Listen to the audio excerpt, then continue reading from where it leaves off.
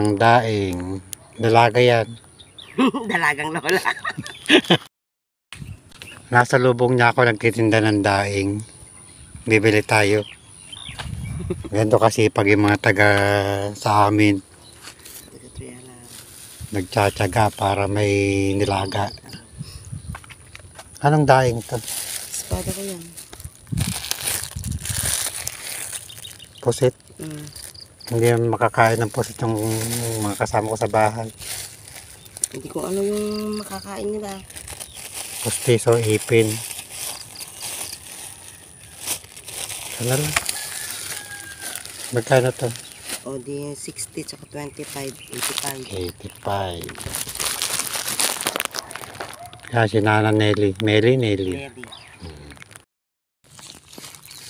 Lalakad siya sa papunta sa ibang barangay. Dito lang tayo sa likod ng bahay. Pauwi na tayo.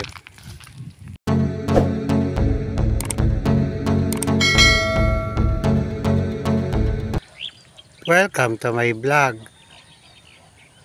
Pupunta tayo ng bukid. Papasyalan natin yung tanim na palay doon.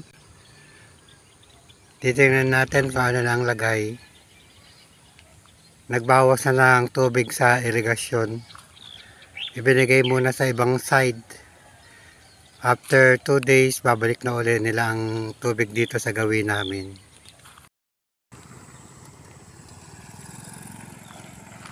Ito na ang itsura ng mga palay na nadadaanan ko papuntang bukid.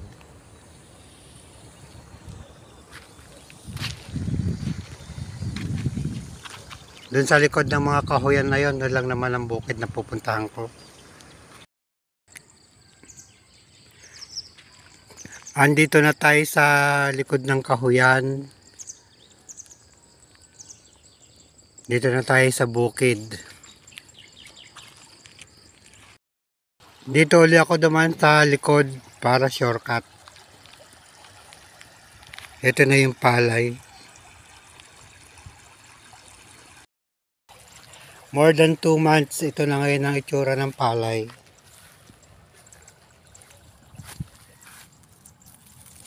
Nakalabas na rin lahat ng bunga.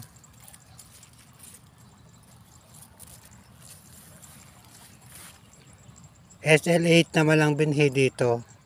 Hindi kagaya sa likod ng bahay, long pin. Dadaan ulit tayo sa Pilapil.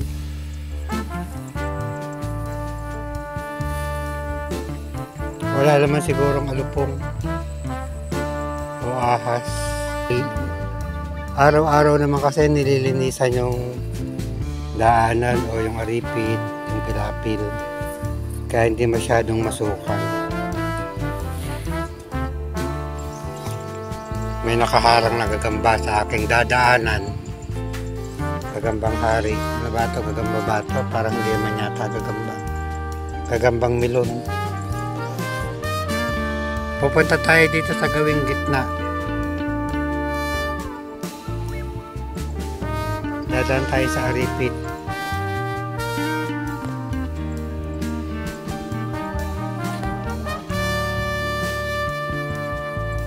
Ito na ang itsura ng palay sa gawing gitna.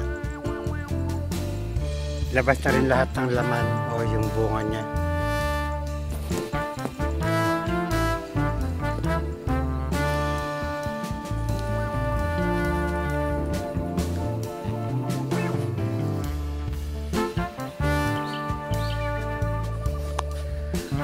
Andito na ako sa kubo-kubuhan o yung pinakalilim lang kapag nagpupunta kami dito sa bukid. Bala nandito yung pinaka-bomba ng patubig. Kapag walang tubig ang irigasyon, siya namin ginagamit. Sa gawing punuan, ganito naman ang itsura na ng palay. Maganda rin ang pagkakalabas ng mga bunga.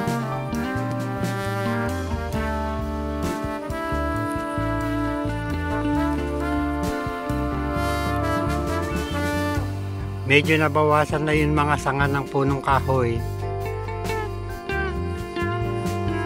Punong kahoy ng kapitbahay, kaya medyo gumanda-ganda naman na ang mga palay sa gawin nato. Dati-rati kasi pangit sa gawin nato dahil nalililiman ng mga sanga.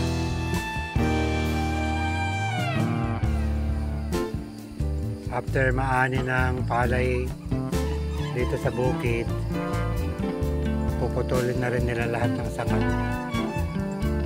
Malaking bagay kasi pag naputol ang sanga, mas gaganda yung tanim ng dililiman.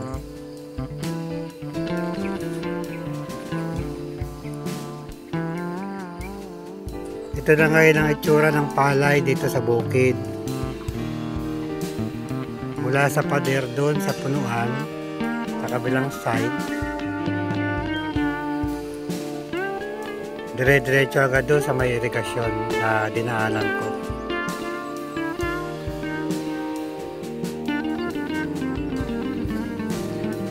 Itong dalawang side na to, ito at saka ito, hanggang doon sa likod ng kubo o kubo-kubuhan sa may pader, hanggang doon sa may irigasyon nilang sakop ng palay o yung bukid.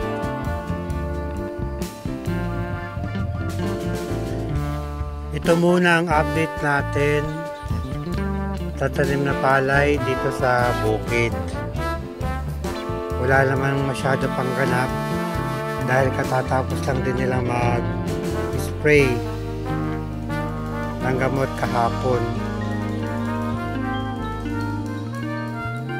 kasabay ng pag-spray nila sa likod ng bahay.